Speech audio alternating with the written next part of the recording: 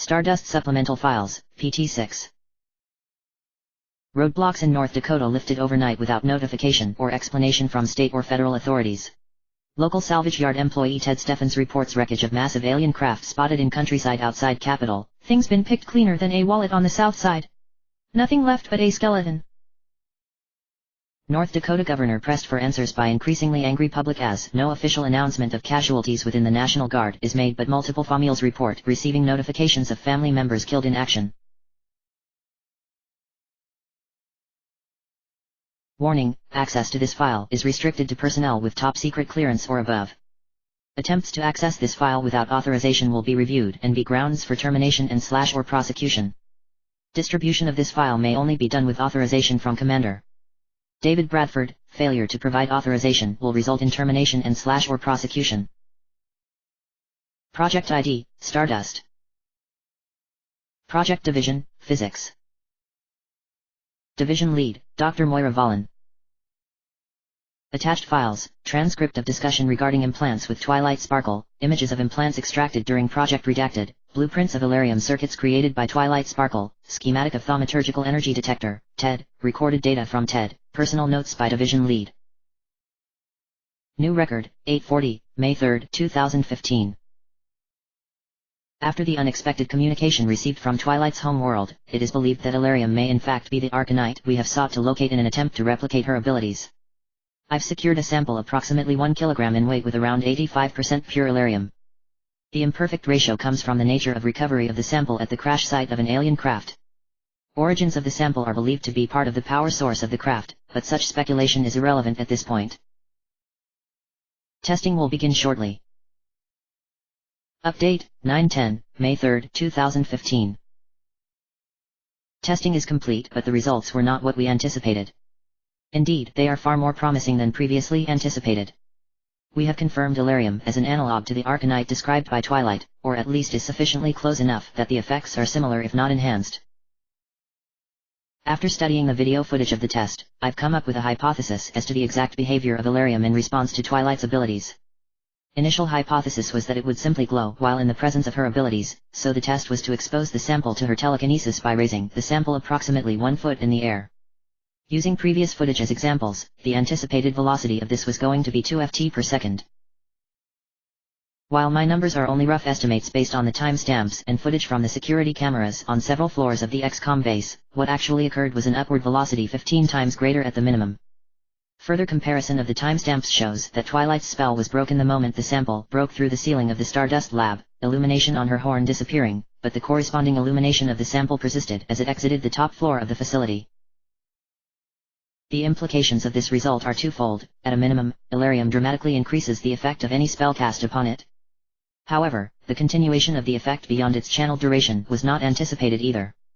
Perhaps the effect isn't the only trait that's enhanced, but also the duration of the ability, or perhaps the spell itself becomes self-sustaining when cast directly upon Alarium. This will require further testing to confirm. I foresee no problems convincing Twilight to participate in testing with her illumination ability in a more secure environment that won't risk the safety of the rest of the facility. The second fact this brings up is that Twilight's magic can be used to hurl a projectile through reinforced solid surfaces without spalling, so long as the effect is maintained on the projectile itself. By all rights, the Alarium should have shattered into 1,000 pieces after passing through the first level of the base, but it remained intact through several floors, and the report from the Situation Room seems to imply it stayed intact as it left Earth's orbit. If we can find a way to recreate the spell casting process, we may be able to create a weapon system that renders all conventional armor systems moot with projectiles as mundane as pencils. On a personal note, I hope Commander Bradford is right. It would be quite pleasant to hear that our little experiment knocked an invader out of the sky purely by accident. This testing also brings up a very important point for XCOM and any future relations with Twilight's people. With the confirmation that Alarium is Arcanite or at least closely related to it, it also confirms that her homeworld is, or was, rich in the mineral.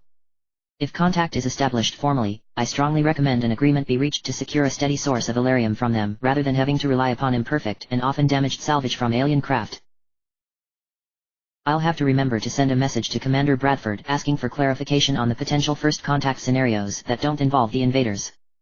As unlikely as that sounded a month ago, we cannot dismiss the likelihood of it happening now, especially when an extremely valuable resource could be gained by establishing good relations early on. It might also be good to reiterate that if such relations were spoiled due to hostility, we might face an entirely new invasion force using Alarium in a manner that puts the current invaders to shame. On that note, it suddenly seems a bit more believable if not plausible that Twilight's rulers are capable of moving their corresponding celestial bodies if they have access to the Arcanite boosters described by her. Her drawings of both Celestia and Luna depict them wearing a crown and collar that might fill that role. If crafted specifically to enhance their abilities, then it doesn't seem so far-fetched. Twilight will need some time to recover from today's testing, plus the lab itself will need to undergo repairs for the damage incurred. Bradford was not pleased with the damage, but I feel that this breakthrough was worth it. And I'm quite certain he will as well once we're able to convert this into something we can use in the field. Updated, 15 o'clock, May 2, 2015. During the Operation Alert, I took the time to review some of the information retrieved from other projects, and on a whim I reviewed some of the implants recovered from sectoids, and more specifically the sectoid commander recovered during the earliest operations undertaken by us. The use and meaning of the implants were only speculated due to obvious reasons, but upon reviewing the files I noted that the contents of the implants were extremely delicate and complex patterns resembling circuitry composed of Alarium.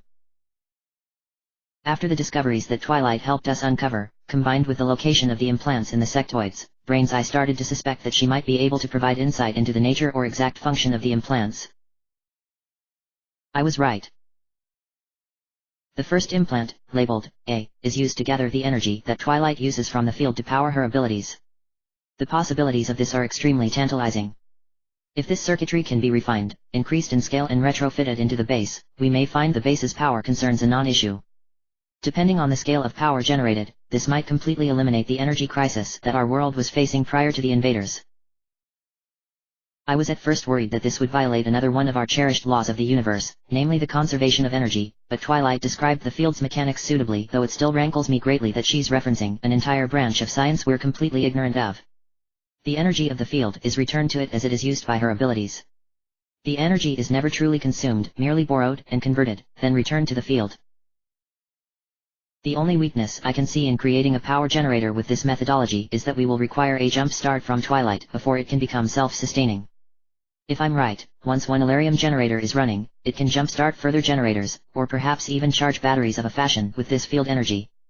I imagine if we're to replicate these powers artificially and in the field, we'll need portable power supplies. I suspect that this revelation will be the most beneficial for mankind in the long run. The second implant, B, was described by Twilight as a form of receiver. While I didn't openly speculate as to what it was receiving, I have strong suspicions that it's tied to the nature of the third implant, especially since this second implant is found in virtually all invaders found thus far. The third implant, C, was met with gratifying horror from Twilight.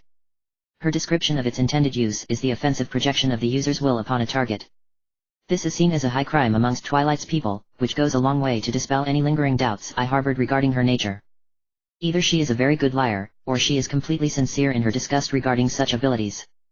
But I digress. Twilight's confirmation of this ability certainly accounts for the behavior of certain soldiers found in one of XCOM's earliest operations, where they opened fire on our troops to precede the invaders starting their own attack.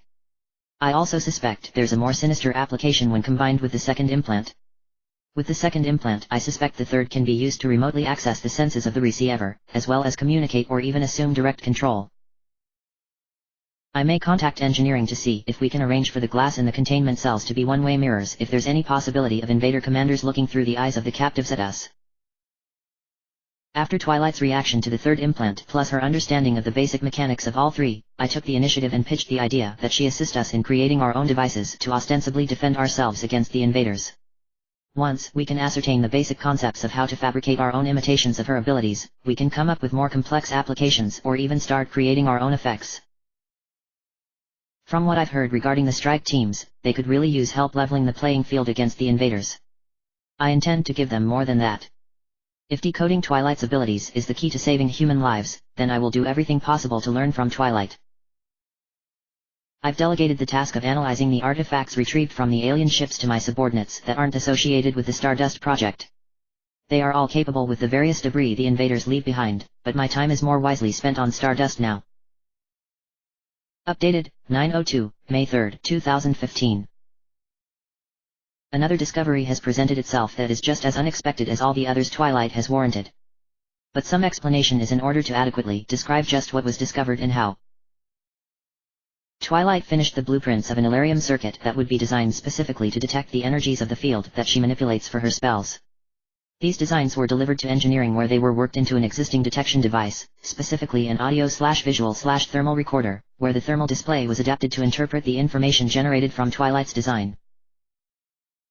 Initial testing proved the concept almost immediately, as the thermal component of the device quickly detected a bloom radiating from the location of the Stardust lab with a bright spot that could only be Twilight's sparkle. I decided to take readings from various locations within the base to determine if the base structures themselves in any way shielded Twilight's signature, and I discovered what appears to be an effect of the field on the world itself. While switching from thermal to visual mode on the detection device, I noticed that the closer a location is in proximity to the Stardust lab, the colors of the area appear to brighten. In contrast, the further the location is from the lab, the less the color changes. There is no change in illumination, but the colors are noticeably richer, especially when compared with security footage of the exact same areas 1 month prior. I've shown the images to both Dr. Ingo and Dr. Mills, and both noticed the color changes in the footage before I specifically mentioned it. Neither of them have an idea as to how this is possible, and I find myself straining to come up with a plausible hypothesis. This isn't alteration of perception, as Twilight has indicated the wallflower power is capable of. Security footage taken and time-lapsed for the month clearly shows the gradual change to the areas around Stardust, and its gradual spread from there to the rest of the base. The only hypothesis, the only cause I can think of is Twilight due to the timing as well as the corresponding readings that the detection device is now showing us. Twilight has mentioned repeatedly that prior to her arrival, the field was stiff and inflexible due to lack of use, and that with repeated access it would become more easily accessed and used. Could the field be passively affecting the properties of the world without Twilight's input? Could this also affect the people that are on the base itself? I've sent requests for increased screening to medical to watch for any sort of trends with all personnel that report for their checkups. If there is any sort of side effect, I would imagine those closest to Twilight would have seen some sort of reaction beforehand. Update, 17 o'clock, May 3, 2015. After the meeting with Commander Bradford, I have taken it upon myself to call in favors with some of my former colleagues that now work at SETI and politely requested any information they had regarding any solar systems with unusual behavior. For security's sake, I gave them several sets of parameters to look for, all under the pretense of trying to locate the invader's home world.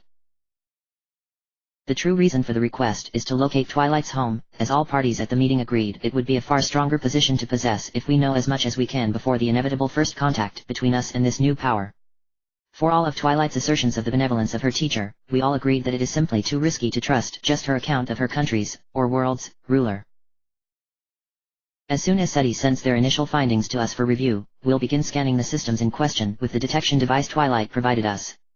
Dr. Shen feels that he can create a scanner that can be attached to one of our satellites launching later this month that might be able to detect her home world in the same manner the handheld device detects Twilight's presence. I've never been mistaken for an optimist, but I get the feeling that this will be the first real positive the Earth has to look forward to for centuries to come. Assuming it's ever declassified enough for the public to be aware of it. End log. Warning, access to this file is restricted to personnel with top secret clearance or above.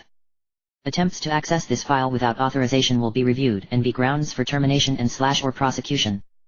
Distribution of this file may only be done with authorization from Commander David Bradford. Failure to provide authorization will result in termination and/or prosecution. Project ID, Stardust.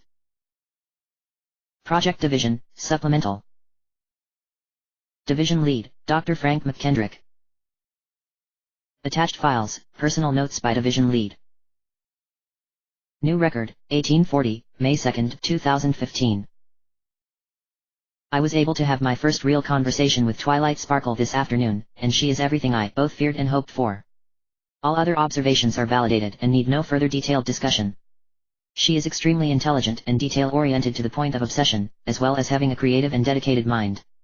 She also has several problems that, while exacerbated by her time here on Earth, were originally started in her childhood. As observed on multiple occasions, Twilight has shown a reluctance to use certain abilities for various reasons. It was initially believed that this was due to the traumatic nature of her arrival and the subsequent violence she participated in, but her acceptance as the student of Princess Celestia is the true cause in my opinion. She was lauded for her abilities when they first manifested, but during that manifestation she lost control of her powers and could have quite easily injured or killed not only herself but her parents and innocent bystanders as well. Combine this near-catastrophic accident with the suddenly added pressure of being the personal student of the god figure of your world and you get a pressure cooker. Like her work and her space, her use of abilities is exact and precise and she isn't satisfied with anything less than perfection for long. Any perceived failure on her part is a catastrophic blow to her confidence, so great care must be taken not to give the impression of criticism when she uses her abilities. She also displays a significant degree of naivety when it comes to the nature of military operations. I didn't directly question her on her thoughts on XCOM, but I did ask her about her brother's duties as part of her nation's military. She couldn't elaborate on the specifics of his duties beyond simple protection, which leads me to believe that either her homeland hasn't seen war in ages, or she was kept in the dark. To clarify, she is aware of the concepts of war and all that entails, but she seems completely certain that no such violence is possible so long as both her teacher and her brother are able to prevent it. On a related note, Twilight also holds extremely strong beliefs when it comes to the act of killing. She believes under no circumstance can it be justified, and she backed this by stating that not even Celestia had executed anyone in the 1,000 years of her reign, not even her sister when she staged a coup to try and take the throne for herself not once but twice. Because of these two traits, I strongly recommend that any discussions regarding the offensive applications of Twilight's abilities not be discussed while in her presence. I fully expect her to endorse and assist with any efforts for us to create purely defensive or utilitarian applications of her abilities, but once she realizes her gifts are being used to kill, her most likely reactions will be horror or outrage at best. At worst, she may begin to see us as a threat and try to defend herself accordingly. Such an outcome would be costly for all sides. Lastly, Twilight is extremely attached to the friends she has made amongst the Stardust personnel. She asked several times about the well-being of both Matt Harris and Lana Jenkins, which I did my best to avoid answering. At the time of this writing, Ms. Jenkins is in stable but critical condition down in medical, and was declared dead before miraculously coming back to life. Twilight is aware of the concept of death and dying, so I strongly feel that if either Mr. Harris or Ms. Jenkins were to die during the course of their duties, then Twilight could become self-destructive if she feels that she could have saved them in any way. Ms. Jenkins' injuries will prevent her from being killed in action assuming she pulls through, but there still is the very real risk of the worst happening to Mr. Harris in the field. I am also more inclined to assume the worst-case scenario should Mr. Harris fall in battle due to Twilight's attachment to him specifically. I tried to probe the nature of this attachment but Twilight became evasive and changed the subject repeatedly, which only makes me more worried. While I cannot recommend his removal from duty rotation after the losses the last operation incurred, I cannot stress enough the risk of Mr. Harris being deployed in the field as his injury or death would make Twilight significantly more difficult to handle. I would also strongly encourage Lana's initial visit to Twilight after her recovery be monitored as well as accompanied by Mr. Shen and Mr. Harris at the minimum. Seeing her friend maimed in such a way will likely provoke a strong reaction. End log. Edit, Stardust may be your project but Twilight is still technically my patient, and the exact content of our conversation is confidential. I can give you my impressions but I'm not handing over the transcripts, Moira. EDIT2, Dr. Joel Mills observed the conversation. We had to ensure no sensitive topics were discussed or any security breaches took place. Proper procedure was followed to the letter. Warning, access to this file is restricted to personnel with top secret clearance or above. Attempts to access this file without authorization will be reviewed and be grounds for termination and or prosecution. Distribution of this file may only be done with authorization from Commander David Bradford. Failure to provide authorization will result in termination and or prosecution. Project ID, Stardust. Project Division, Xenobiology. Division Lead, Dr. Joel Mills. Attached files, Personal Notes by Division Lead. New record, 18 o'clock, May 2, 2015. I am so glad I volunteered to be Frank's wingman for his meeting with Twilight. That big hairy genius was able to wrestle out of Twilight one of the subjects I have been dying to know about since our first interview, the changelings. To review, Twilight had previously shown a significant amount of reluctance in discussing the changelings beyond the basics, and when in-depth questions were asked she expressed discomfort and the subject was dropped. Due to their nature as emotional leeches, I immediately suspected a bad personal experience with one such changeling because of her reluctance. I was only partially correct. Twilight first encountered the changelings during her brother's wedding. Unlike my previous theory that Twilight was a victim of the changelings, it seems her brother, Shining Armor, was the target instead. The changeling known as Chrysalis kidnapped and then assumed the identity of Cadence, Shining's fiancé.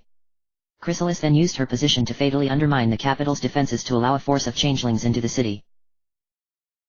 The changelings were repelled once the real Cadence was freed and reunited with Shining Armor. The method of repulsion was rather unique, at least if I'm reading between the lines correctly.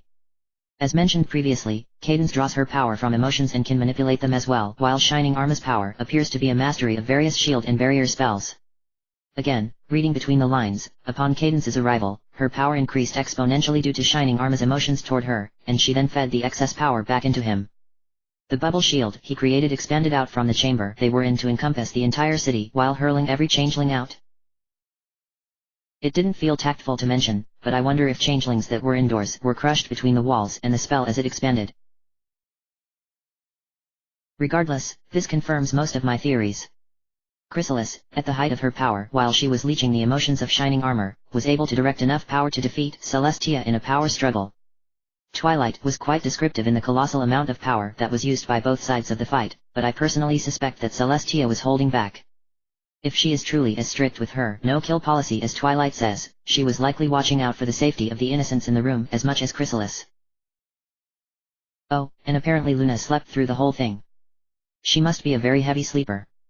Or cast some variation of Twilight's silence spell as she slept. Aside from sating my curiosity regarding the changelings, this also brings up two very interesting points. 1. The princesses are not omnipotent, as Cadence was kidnapped, though she's a lesser princess apparently, and the deception wasn't revealed even while in the presence of Celestia herself. The second point is that, at least in this one anecdotal example, Celestia did not resort to fatal levels of violence even if it would have saved herself from defeat during the fight. Such a story, if it is true, goes a long way to calming my fears at least that XCOM is bringing the wrath of an angry god against all humanity for harming a single hair on Twilight's head. While I have no doubt that she could be pushed that far, it is reassuring to know that she won't hurl us into the sun because we didn't have sweets for Twilight. I hope. End log. From Commander David Bradford. To Strike Team Leaders. Date, May 6, 2015, 8 o'clock. Subject, New Targets. Effective immediately, when strike teams encounter undocumented or unknown aliens, the following guidelines are to be followed. 1. Do not fire upon them unless aggressive action is taken against humans, XCOM or others, by the subject. 2. If the subject attempts to approach strike team personnel in a non-hostile manner, retreat unless otherwise ordered. 3. If subjects engage or are engaged by known invader aliens in combat, all strike team personnel are to report immediately and then assume overwatch until other orders are received or the conditions of 1 or 2 are fulfilled. 4. If subjects are seen working in concert or cooperating with known invader aliens, normal rules of engagement and reporting apply. 5. All sightings are to be forwarded immediately to Commander David Bradford and Dr. Moira Vollen for analysis. As always, consider your number one priority is the mission and the safety of your squads, but if any new or unusual aliens are spotted that fit the above profile, check your targets and tread carefully. If there are any questions, my office is open. Commander David Bradford. End of chapter. Chapter end.